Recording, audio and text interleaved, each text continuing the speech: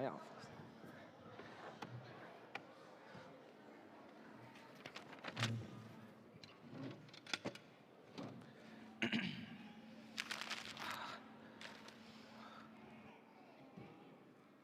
Oh, come on, Blue has to be the imposter, guys. Hey, Kermit. Oh, just, how was the mission?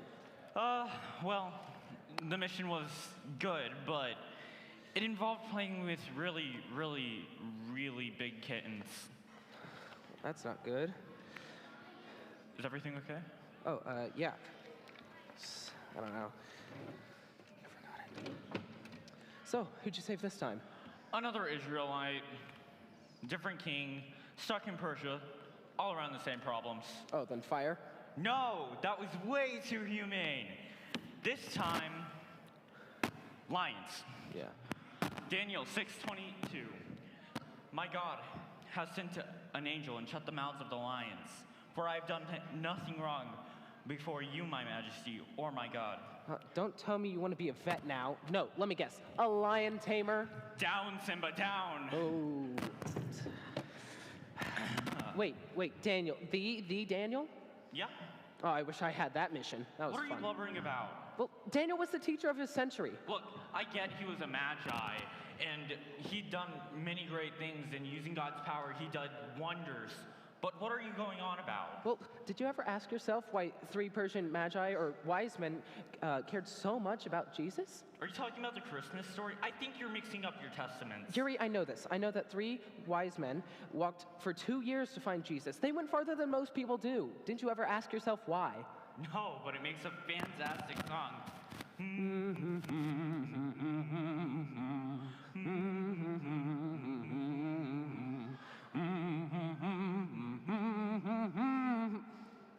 Oh, sorry. Don't clean up. No. I had a system. Yes. Daniel was the Kobe Bryant of Magi. His teachings would be studied by generations after him. So when the stars showed up, stop it! So when the stars showed up, they knew that something spectacular was going to happen, and that the Messiah Daniel told them about was finally here. Daniel was a teacher with 600 years of influence. Wait, do you mean teachers were made to do more than just make students' lives harder with homework? Hey, I like homework. Could Cass be the imposter? No, Cass is just a different type of geek. And proud of it. God's design for teachers is one full of nurturing and love. They care about their students as small individuals growing into successful adults. Teachers have a great grasp on how to make child's better relationships with Jesus. They can be strong individuals and turn down the worldly paths and conquer the world on so many levels. Wait, so you mean to tell me that teachers do more than just make students, memorize random math and history facts? Well, yes, but there were some pretty good history facts. Like what? Well, we were blessed with Minecraft in 2011. And Mario's 35 years old. Get on with it. 2020 saw so many teachers go above and beyond to, take care of students. They made sure food was on their table, that they were mentally okay as well, and that they had a great relationship with Jesus. Not everyone's path to Jesus is the same, Wait, so that's what this is all about, right? Helping students find their paths to Jesus. Well, everyone has that choice. Everyone can choose to be the best them God intended them to be. And when they make that decision, I hope they remember the heroes, the angels among them, that help them on their way. Amazing. Yeah. That's exactly what an imposter would say.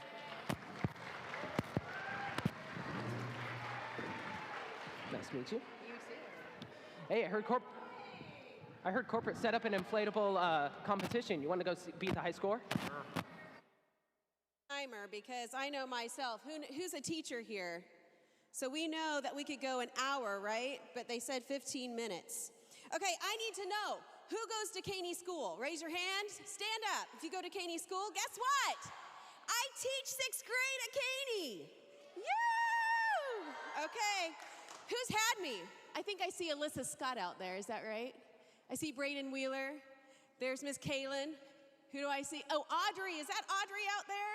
Awesome. Ava. Do I see Ava? Woo! Okay, who goes to Coffeyville schools? Guess what? I taught at Coffeyville. That's where I started. Woo, raise the roof, okay. Let's see, who goes to Independence? Do I have anyone? Okay, guess what? I went to Independence, to Lincoln Grade School. It's torn down now. So I was one of their students, and I graduated in Independence. Raise the roof. Okay, who goes to Tyro Church? Guess what? I grew up at Tyro Church. I know, that's where I went to church. Who knows Jeff Davis? Guess what? I know Jeff Davis.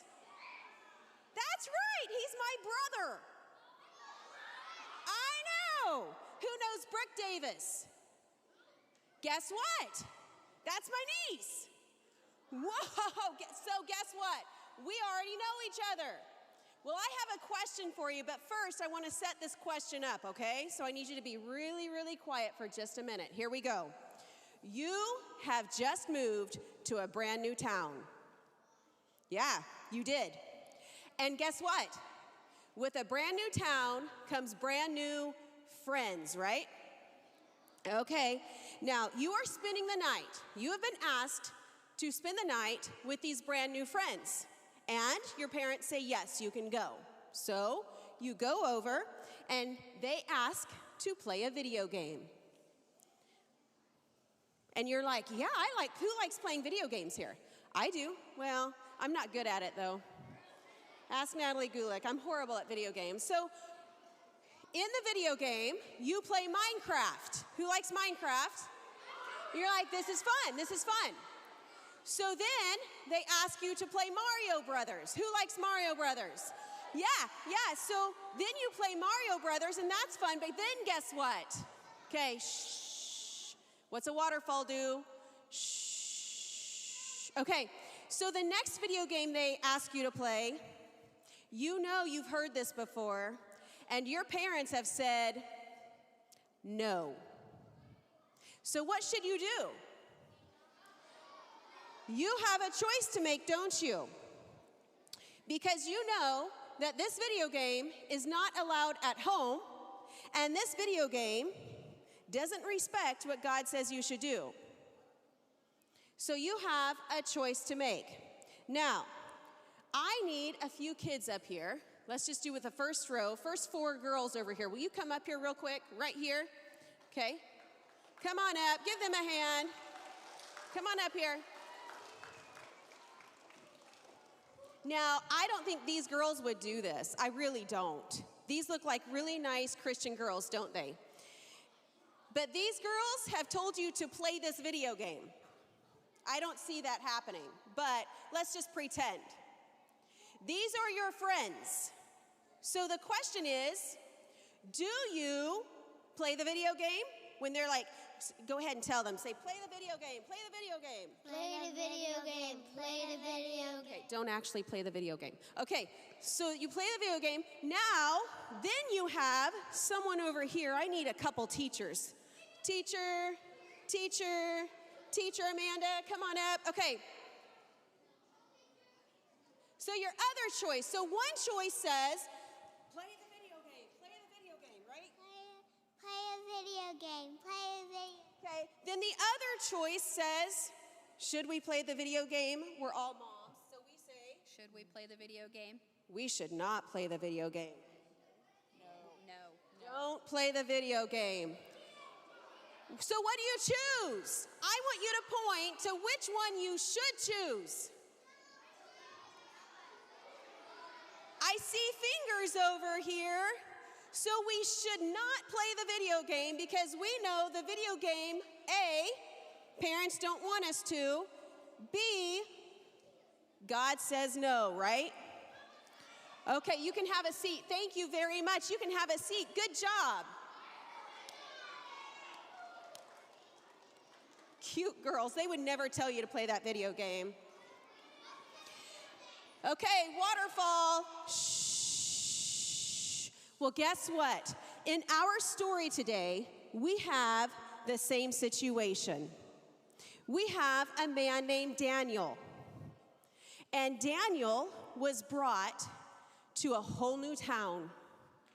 He had to find a whole new set of friends. Daniel was a prophet. Anybody know what a prophet is? A prophet is a teacher, okay? A prophet was one who would give wise or smart lessons to the king. So the king would ask the prophet, what do you think I should do? Or what does this dream mean? And the prophet would tell him. And Daniel was a very, very good prophet in the Old Testament, okay? And he was brought from his own town, and he had to find new people. So do you think he felt alone in some ways? Do you think these people thought different than he did? They did. They thought different than he did. Not only that, but King Nebuchadnezzar, these people, they worshiped a different God. I know. They worshiped many gods, didn't they? Yes, not just one. So Daniel had a choice to make. You see, there were this group of people. There was this group of friends that told the king, they were jealous of Daniel. So they went to the king and they said, King, I want a new rule. You see, I know that Daniel only worships God. He does. But we want Daniel to have to kneel to you. Wouldn't it be awesome, King, if everyone kneeled to you? So a new rule was made. And this new rule said that everyone had to kneel to the king and not to God. What should Daniel do? Should Daniel kneel to God? So should he follow his group of friends who say don't kneel to God, or should he follow the people who say do kneel to God? What do you think Daniel does? He does. Not only that, but guess what? As soon as he heard about the rule, he runs straight to his room and he starts praying to God. And guess what the leaders see? Guess what that group of friends see? They see him kneeling to God, so guess what they do? They drag him over and they say, King, guess what? You made a new rule. You made a new rule. You said that he couldn't kneel to God, that he had to kneel to you only. And so guess what they do to Daniel? They throw him in a really big hole with very, very hungry lions. What's a lion say? So do you think Daniel was scared? Daniel was so scared, I bet. It doesn't say he was, but I bet he was. So they throw him down this really big hole that he can't climb out of with a bunch of hungry lions who have not eaten in a long time. So are they hungry? They are. But guess what happens? Guess what happens? This is your... Okay, shh, waterfall. Do you know what happens?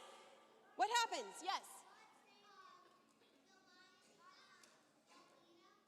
You're right. The lions don't eat him. Why? Well, let's read it. Daniel 6:22. My God sent his what? My God sent his angel, and he shut what? The mouths of lions. They have not, because I was found innocent in his sight, nor have I ever done any wrong before you, your majesty. Daniel 6:22. Should we say it one more time? Okay, here we go. My God did what? To do what? And they have, because I, nor have I ever done any wrong before you, your majesty. Daniel 6:22. Isn't that your verse for today? That's right. Well, guess what? God did send an angel for Daniel, didn't he? And Daniel was given a choice. And was he found wrong, or did he do the right thing? He did the right thing. In fact, I want to know, do you think God sends you people to help you make the right decisions. He does, because do you think we have choices to make just like the video game?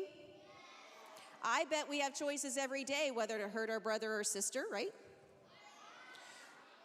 Or to give grace, or to forgive or not forgive, right? Or to be a friend to somebody who's not a really good friend back. So we have some decisions to make. So I want to know, let's see who we have to help us make those decisions. And that is what angels are for, right? Angels have come. On Monday, you learned to rescue you, just like this angel did in Daniel, and the firemen. And then I believe you had policemen on Tuesday, right? Or Wednesday. And on Wednesday, those police are here to protect you. And you have the military yesterday, and they are here to keep you safe. And teachers, what do you think teachers are here for? To do what? To teach you, to give you, just like Daniel did for the king, to help you make wise decisions, to protect you, to keep you safe. And I always tell my 6th graders 3 things. Guess what I tell them? I'm here to keep you safe emotionally. Remember, Jade? I'm here to keep you safe physically, and I'm here to make sure you get to 7th grade. That's what I'm here for. So guess what? I want to see, and I want you to start looking around when I tell these people to stand, okay? Because I want you to know something. Daniel probably felt really alone, didn't he? But was he really alone? Or did he have people helping him? He did. So let's see who we have to help us. Are you ready for this? If you are a teacher, an actual teacher, please stand up. Okay, so look around. You have teachers. If you are a parent, please stand up. Parents are teachers too. If you are a rocks teacher, please stand up. Rocks teachers, please stand up. Look around. If you are a big brother or sister who should always be doing the right thing, please stand up.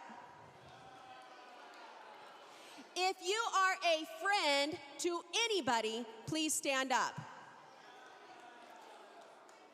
Now look around.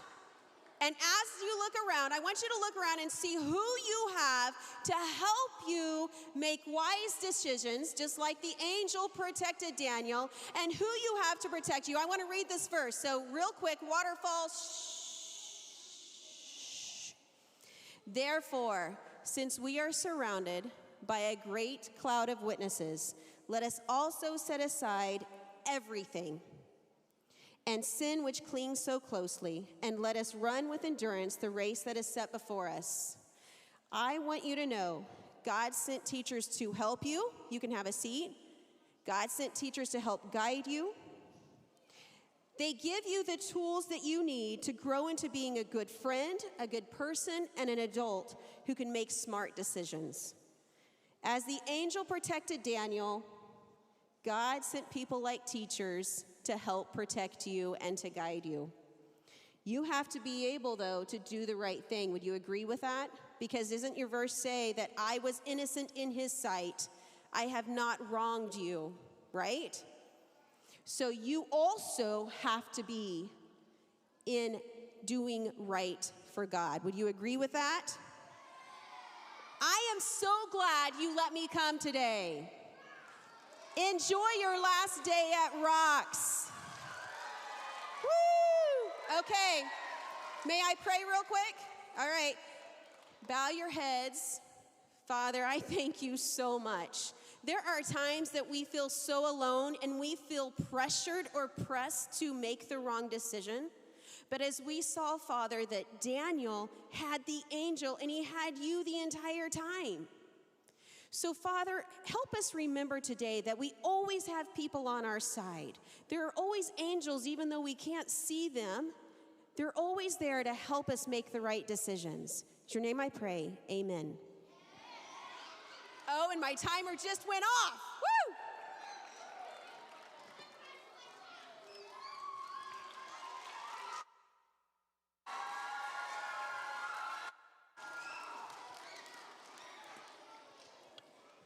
All right. right, it is the last day of rocks. And some of you will come back tomorrow for the carnival, and I hope all of you do, but I know some of you won't.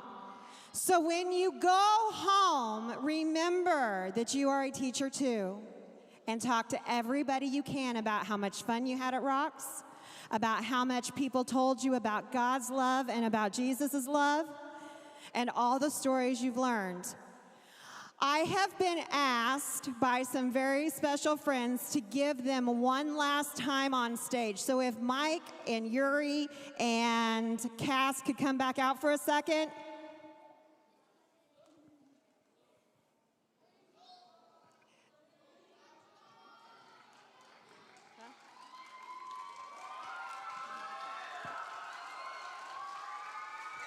Yeah, guys, this is our last time, so why don't you say thank you?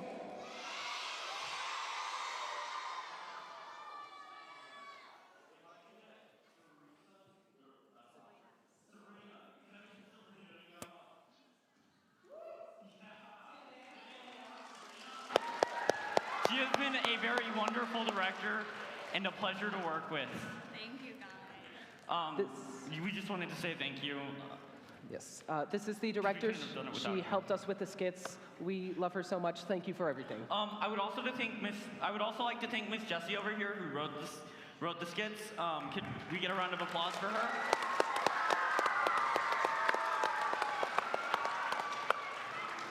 Take a final bow, boys. Oh wait, all right, let's go. Thank you all. You've been Thank you all. You've been a wonderful audience.